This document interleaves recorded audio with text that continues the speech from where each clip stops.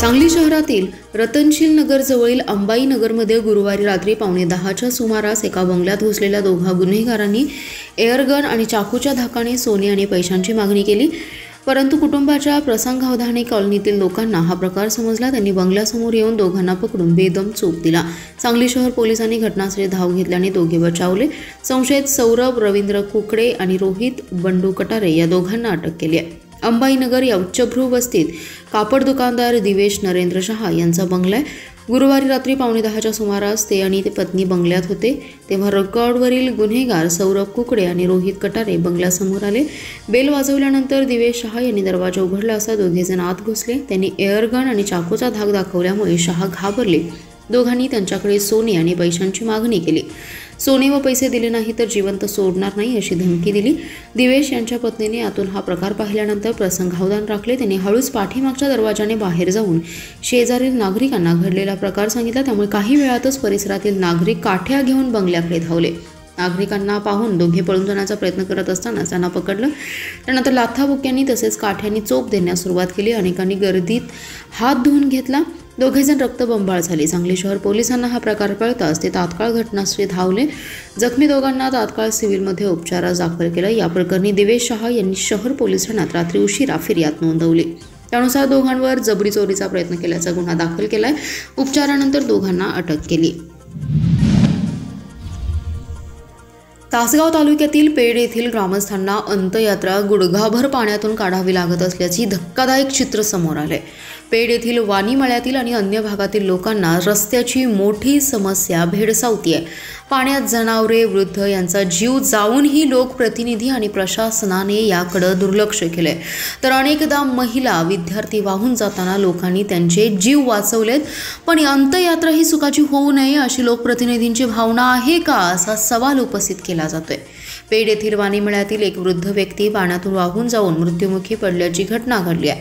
या भागात मोठी लोकवस्ती असल्याने या भागातून पेड भागात विद्यार्थी, बाजारपेठ, बँक, दवाखाना यांच्यासह अन्य कामासाठी लोक ये जा करत असतात। पण त्यामुळे मोठा धोका पत्करून हे लोक ये जा करतात। अनेक दिवस पाण्याची पातळी 5 फुटाच्या वर असते, त्यामुळे या भागातील लोकांचा गावापासून संपर्क तुटतो।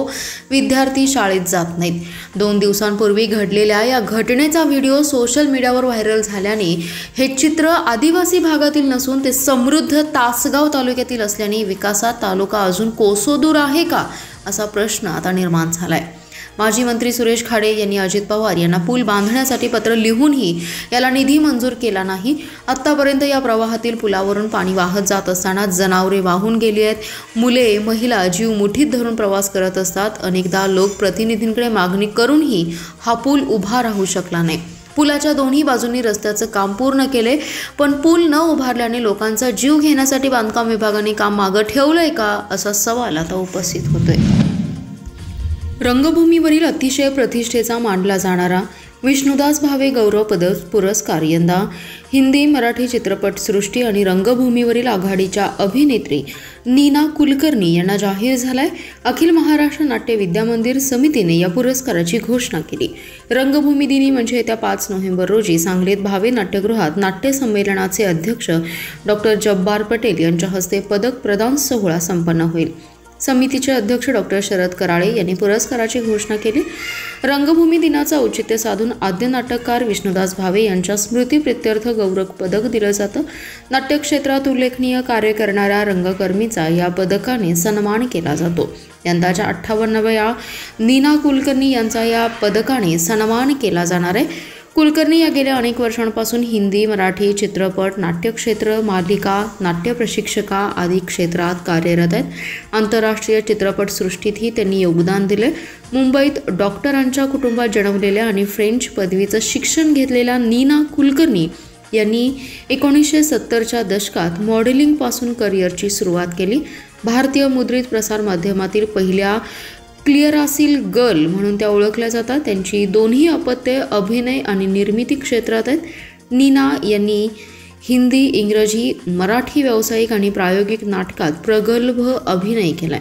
सवत माझी लाडकी चित्रपटासाठी राज्य पुरस्काराने गौरवण्यात आलं। शेवरी चित्रपटाच्या निमित्ताने त्या निर्माती म्हणूनही दिसून आल्या। या बहुआयामी रंगकर्मीचा भावे गौरव पदकाने सन्मान केला जाणार आहे। राष्ट्रवादी काँग्रेस शरद पवार पक्षाचे युवा नेते क्रांती कारखान्याचे अध्यक्ष शरद लाड यांचा भाजप पक्षप्रवेश निश्चित झाला असून 2 दिवसात होणाऱ्या कार्यकर्त्यांच्या मेळाव्यात यावर शिक्कामोर्तब होणार आहे। तर मंगळवारी 7 ऑक्टोबर रोजी त्यांचा भाजप प्रवेश होणार आहे। त्यामुळे आगामी होणाऱ्या पुणे पदवीधर विधानसभेच्या निवडणुकीसाठी भाजपकडून शरद लाड यांची उमेदवारी निश्चित मानली जाते। विधानसभेच्या निवडणुकीत भाजपने जोरदार मुसंडी घेतली होती। त्यानंतर आता विधान परिषदेच्या सभागृहात ताकद वाढवण्यासाठी आता प्रयत्न होताना दिसत आहेत। त्यामध्ये स्थानिक स्वराज्य संस्थांमध्ये ताकद वाढवणे, पदवीधर व शिक्षक उमेदवार जास्तीत जास्त निवडून आणण्याचा त्यांचा प्रयत्न असणार आहे। पुणे पदवीधर विधानसभा मतदारसंघासाठी पुढील वर्षी निवडणूक होणार आहे। त्यासाठी मतदार नोंदणी प्रक्रिया सुरू झाली आहे। भाजपकडून या निवडणुकीसाठी जोरदार तयारी केली जाते। गेल्या वेळी या मतदारसंघात भाजपला धक्का बसला होता। अरुण अण्णा लाड यांनी भाजपचे संग्राम देशमुख यांचा पराभव केला होता। यावेळी अरुण अण्णा लाड यांचे सुपुत्र शरद लाड पदवीधर निवडणुकीची तयारी करतायत। त्यांच्यावर 4 महिन्यांपासून गळ टाकण्यास भाजपने सुरुवात केली होती। राष्ट्रवादी काँग्रेसचे अध्यक्ष उपमुख्यमंत्री अजित पवार यांनी देखील शरद लाड यांना ऑफर दिली होती। मात्र शरद लाड भाजपमध्ये प्रवेश करणार असल्याचं बोललं जाते। येत्या काही दिवसात लाड समर्थक कार्यकर्त्यांचा मेळावा क्रांती कारखान्याच्या कार्यस्थळावर होणार आहे। त्यानंतर मंगळवारी त्यांचा पक्षप्रवेश होणार आहे। दरम्यान पुणे पदवीधर विधान परिषदेच्या निवडणुकीसाठी भाजपकडून शरद लाड यांची उमेदवारी निश्चित मानली जाते। मुख्यमंत्री समृद्ध पंचायत राज अभियानाचा जिल्हास्तरीय शुभारंभ मिरज तालुक्यातील नांद्रे या गावात मोठ्या उत्साहात पार पडलाय। यावेळी मुनिश्री 108 सारस्वत सागरजी महाराज, मुनिश्री 108 जयंत सागरजी महाराज, सिद्ध सागरजी महाराज, श्रुत सागरजी महाराज, जिल्हाधिकारी अशोक काकडे, मुख्य कार्यकारी अधिकारी विशाल नरवाडे, उपमुख्य अधिकारी शशिकांत शिंदे, उपविभागीय अधिकारी उत्तम दिघे, गटविकास अधिकारी ज्ञानदेव मडके यांच्यासह ग्रामस्थ मोठ्या संख्येने उपस्थित होते। नांद्रे ग्रामपंचायत प्रशासनाने या महत्त्वपूर्ण कार्यक्रमाचा उद्देश संपूर्ण नांद्रेत ग्रामविकासाची चळवळ निर्माण करणे, ग्रामपंचायत सक्षम आणि पारदर्शक बनवून जलसमृद्ध, स्वच्छ, हरित आणि सुशासन युक्त पंचायत तयार यावर भर देणं होतं। मुख्यमंत्री देवेंद्र फडणवीस आणि ग्रामविकास मंत्री जयकुमार गोरे यांच्या संकल्पनेतून व जिल्हाधिकारी अशोक काकडे, मुख्य कार्यकारी अधिकारी विशाल नरवाडे यांच्या मार्गदर्शनाखाली नांद्रेत या अभियानाच्या माध्यमातून मोठ्या प्रमाणात लोक चळवळ तयार होईल असा विश्वास सरपंच सौ पूजाताई भोरे यांनी व्यक्त केला। या निमित्ताने गाव स्वच्छ, हरित आणि समृद्ध होण्यासाठी मोठ्या प्रमाणात हातभार लागणार आहे। महाराजांच्या प्रमुख उपस्थितीत अहिंसा, व्यसनमुक्ती व समृद्ध गाव या विषयावर मुनिश्री 108 सारस्वत सागरजी महाराज यांचं मंगल प्रवचन झालं। जिल्हा परिषदेच्या मुख्यालयातील मुख्य इमारतीबाबत गतवर्षी इमारत धोकादायक असल्याचा स्ट्रक्चरल ऑडिटचा अहवाल आलाय। मात्र पर्यायी जागाच नसल्याने आजही याच इमारतीतून कामकाज सुरू आहे। दुसऱ्या मजल्यावरील छताचा गिलावा अचानक कोसळला। सुदैवाने कोणतीही दुर्घटना घडली नाही। गेल्या वर्षभरात ही दुसऱ्यांदा घटना घडल्याने कर्मचाऱ्यांमध्ये घबराटीचं वातावरण आहे। जिल्हा परिषदेची मुख्य इमारत 1969ला उभारण्यात आली आहे। तेव्हापासून याच 3 मजली देखण्या इमारतीतून कारभार सुरू होता। मुख्य इमारतीला 56 वर्ष पूर्ण झाली आहे। 2024मध्ये इमारतीच्या 3ऱ्या मजल्यावरील स्लॅब कोसळला होता। काही ठिकाणी भिंतीचे ढपले पडले होते। त्यामुळे स्ट्रक्चरल ऑडिट करण्याचा निर्णय प्रशासनाने घेतला होता। त्यानुसार वालचंद अभियांत्रिकी महाविद्यालय या त्रयस्थ यंत्रणेकडून स्ट्रक्चरल ऑडिट करण्यात आलं। 13 मे 2024 रोजी ही इमारत वापरण्यास अयोग्य आहे असा स्ट्रक्चरल ऑडिटचा अहवाल आला। मात्र पर्यायी जागाच नसल्याने याच इमारतीतून आजही कारभार सुरू आहे। मुख्य इमारतीमधील दुसऱ्या मजल्यावरील वसंतदादा पाटील सभागृहाकडे जाणाऱ्या छताचा गिलावा अचानक कोसळला। छताला करण्यात आलेलं प्लास्टर ऑफ पॅरिसही पडले। सुदैवाने कोणतीही जीवितहानी झाली नाही। त्यानंतर बांधकाम विभागाच्या वतीने पडलेल्या स्थितीत असलेला भाग काढण्यात आला। काही महिन्यांपूर्वी महिला व बालकल्याण विभागाच्या कार्यालयातील पॅसेजचा स्लॅब कोसळला होता। सुमारे वर्षभरात ही दुसऱ्यांदा घटना घडली आहे। त्यामुळे कर्मचाऱ्यांमध्ये घबराटीचं वातावरण पसरलंय। सिंगल यूज प्लास्टिक आणि सार्वजनिक स्वच्छता नियमांचं उल्लंघन करणाऱ्या महापालिका क्षेत्रातील 11 विक्रेत्यांना 53,000चा दंड महापालिकेच्या आरोग्य विभागाने केला। यामध्ये 10 प्लास्टिक विक्रेत्यांचा समावेश आहे। आयुक्त सत्यम गांधी यांच्या आदेशाने प्रभाग समिती क्रमांक 3 मधील कुपवाड वॉर्ड क्रमांक 1, 2, 8 व 9 या व्यापारी क्षेत्रात गेल्या 2 दिवसात विशेष मोहीम राबवण्यात आली आहे। या तपासणी दरम्यान सिंगल यूज प्लास्टिकचा साठा आणि वापर आढळून आलेल्या 10 व्यावसायिकांवर प्रत्येकी 5,000 रुपये प्रमाणे 50,000 इतका दंड आकारण्यात आला। तसेच सार्वजनिक ठिकाणी कचरा टाकल्याबद्दल एका व्यावसायिकावर 3,000 रुपये दंड करण्यात आला। अशा प्रकारे या मोहिमेत 53,000 रुपये इतका दंड वसूल करण्यात आलाय। या कारवाईत स्वच्छता निरीक्षक सिद्धांत ठोकळे, विकास कांबळे, गणेश धोत्रे, अंजली कुदळे तसेच मुकादम प्रकाश चव्हाण व संजय ऐवळे यांनी सहभाग नोंदवला। मिरज तालुक्यातील नांद्रे येथे धम्मचक्र परिवर्तन दिन वॉर्ड क्रमांक 3च्या वतीने उत्साहात साजरा करण्यात आला। यावेळी समाजातील बौद्ध उपासक उपासिका मोठ्या संख्येने उपस्थित होते।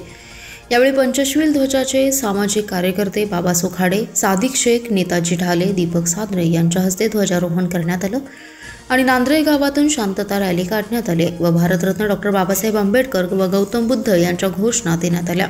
यावेळी भंतेजी आपल्या भाषणात म्हणाले की सर्व समाजातील नागरिकांनी बौद्ध धर्माचा प्रसार केला पाहिजे, निरोगी राहिलं पाहिजे, व्यसनमुक्त राहिलं पाहिजे आणि बौद्ध विहारास भेट देऊन डॉक्टर बाबासाहेब आंबेडकरचे यांच्या मूर्तीचं दर्शन घेतलं पाहिजे। धम्मचक्र परिवर्तन दिन साजरा करताना सर्वसमावेशक समाज उपस्थित होता। डॉक्टर बाबासाहेब आंबेडकर यांच्या विचारांची देवाणघेवाण करण्यात आली आणि त्यांचे विचार समाजाला पटवून सांगण्यात आले। जत शहरातील तंगडीमळा परिसरातील सनमडीकर कॉलेजच्या पाठीमागे गेल्या 4-5 वर्षांपासून बंद अवस्थेत असलेला हातपंप अखेर जत नगरपालिकेच्या पुढाकाराने कार्यान्वित करण्यात आलाय। नगरपालिकेच्या पाणीपुरवठा विभागाने सबमर्सिबल मोटर बसवून हा हातपंप सुरू केल्याने स्थानिक नागरिकांना मोठा दिलासा मिळालाय। जत नगरपालिका मुख्याधिकारी लक्ष्मण राठोड व पाणीपुरवठा विभागाच्या अभियंता प्रमिला जगताप यांनी तंगडीमळा, शिर्के गल्ली यांसह शहरातील इतर भागातील नागरिकांच्या मागणीची दखल घेऊन हातपंप बंद हे कार्यान्वित करण्यात आले। त्यामुळे पाण्याचा प्रश्न सुटल्याने रहिवाशांनी समाधान व्यक्त केलं। यावेळी ज्येष्ठ पत्रकार दादासाहेब सय्यद, विशाल साबळे निकम, नगरपालिकेचे कर्मचारी मुरलीधर माळी, सिद्धराया तंगडी, शेकप्पा तंगडी, महादेव मलाड, भीमाना मैगूर, धानाप्पा तंगडी यांच्यासह परिसरातील महिला व नागरिक उपस्थित होते।